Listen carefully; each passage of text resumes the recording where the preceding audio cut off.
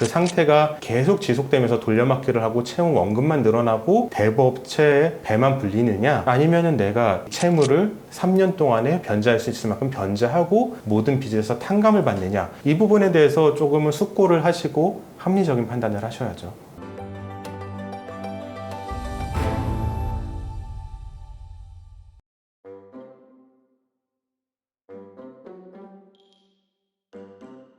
이 개인 회생 파산 이런 사건을 하신다는 거는 이제 빚에 대해서 전문적인 지식을 갖고 계시다는 거잖아요. 네. 채무라는 것에 대해. 네.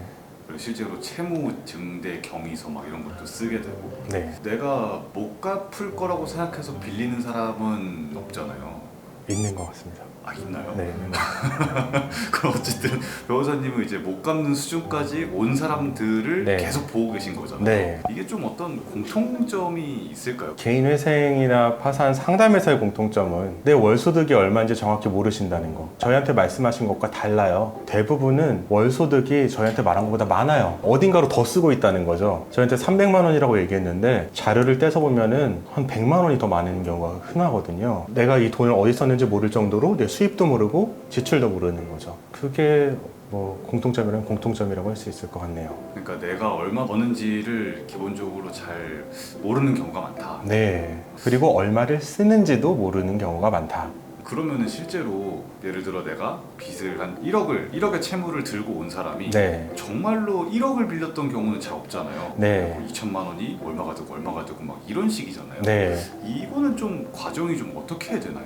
이런 것 같아요. 사람들이 빚을 처음 질 때는 되게 두려워하거든요. 아, 내가 이 빚을 지면은 이거를 갚으려면은 뭐 한 달에 얼마만 소비하고 얼마씩은 모아서 빚을 갚아야 된다면서 걱정을 하고 많이 이제 스트레스를 받는데, 이것도 빚을 계속 지다 보면은 익숙해지는지 계속 지게 되더라고요. 마치 우리가 끓는 물에 바로 개구리를 넣으면 개구리가 뛰쳐나오지만, 개구리를 미지근한 물에 넣고 온도를 천천히 올리면은 개구리가 안에서 삶아져서 죽는다고 하잖아요. 그런 것처럼 빚을 한번 지기 시작하면은 조금씩 늘어나게 되는 과정에서 본인이 그다지 큰 위험성을 인식하지 못하는데, 그 이유는 이런 거죠. 내가 한번 돈을 못 갚을 위기가 오면은 일단 그때는 많이 긴장을 해요. 그런데 주변에 찾아보면은 나한테 돈을 빌려준다는 곳이 의외로 굉장히 많아요. 제 1금융권에서는 안 빌려줘도 1금융권에 가면은 돈을 막 빌려줍니다. 왜냐하면 2금융권은 빌려주면은 기본적으로 이자가 20%인데 이 사람한테 돈 빌려주고 이자도 받고 돈도 받으면은 손해볼 게 없잖아요. 그럼 이 부분에서 한 가지 궁금한 게 있을 수 있어요. 이 사람 이렇게 되면 이제 돌려막기가 시작되는 건데, 돌려막기 하면은 이 사람이 나한테 돈을 못 갚으면 어떡해? 대부업체 입장에서 이런 걱정을 당연히 할 수가 있거든요. 근데 이 걱정을 수학적으로 계산해 보고서 안 하는 거예요. 안 하는 이유가 뭐냐면은 나 말고 다른 대부업체가 많아요. 또 내가 돈을 빌려주면은 이 사람은 돈을 못 갚게 되면은 높은 확률로 다른 대부업체를 찾아가서 또 돈을 빌릴 거예요. 그리고 이 사람의 원금은 늘어나면서 내 돈은 갚을 거란 말이죠. 어느 순간까지 이게 뭐 4번이 됐든 5번이 됐든, 우리가 서울회생법원의 통계 자료를 보면은 개인회생 오시는 분들이 경제적 어려움에 처한 지 평균적으로 3년이 지난 다음에 개인회생을 신청한다고 그래요. 그럼 이 사람은 3년 동안 돌려막기를 하는 거거든요. 그러니까 내가 거기서 어차피 폭탄 돌리기지만 거기 내가 그 한 사람만,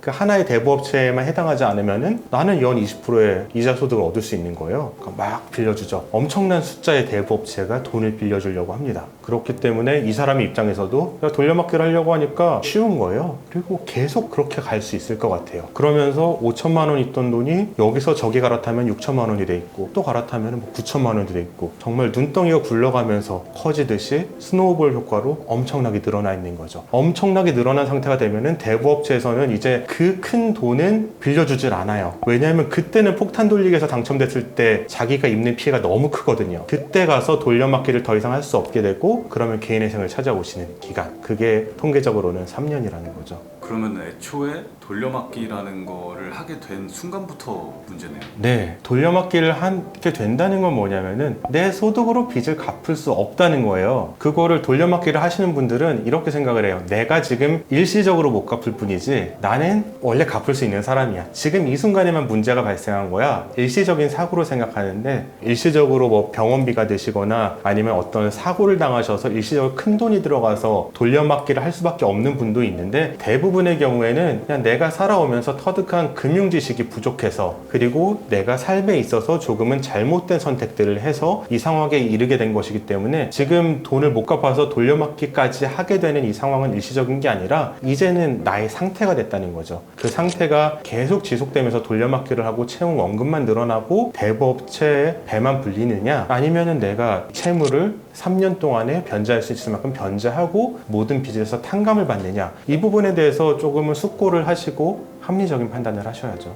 그러면은 요약하자면은 일단은 본인이 얼마를 벌고 얼마를 쓰는지에 대해서도 잘 모르고 빚을 한번 진 다음에 네. 좀 돌려막기를 네. 한두 번 시작을 하게 되고, 그리고 빚에 대한 두려움이 없어져요. 네. 두려움이 없어져서 이제 무감각해지다가 네. 한 3년 정도가 흐르면은 네. 이제 회생이나 네. 이쪽으로 오시게 된다. 네. 어떻게 보면 자주 보시는 분들의 정석적인 유형이다 보니까 변호사님은 굉장히 익숙하시겠네요. 네, 익숙하죠. 다들 그러시니까요. 돌려막기를 안 하고 오시는 게 제일 좋은데 다들 돌려막기에서 채무가 이렇게 불어나세요. 사실상 뭐 개인회생 시작할래, 돌려막기 할래 하면은 다들 네. 돌려막기를 선택하겠죠. 그렇죠. 예. 사실 미봉책이잖아요. 당장 한 달은 막아주지만, 그리고 한 달, 두 달은 막아줄 수 있어도 또 돌려막기를 하게 되고, 제가 말씀드렸듯이 이 부분을 기억하셨으면 좋겠어요. 돌려막기를 시작하면은 빚은 무조건 늘어나요. 그리고 빚이 어느 정도 수준 이상으로 늘어나잖아요. 그럼 더 이상 돌려막기를 안 해요. 왜냐하면은 대부업체가 아무리 폭탄 돌리기에 가담을 해도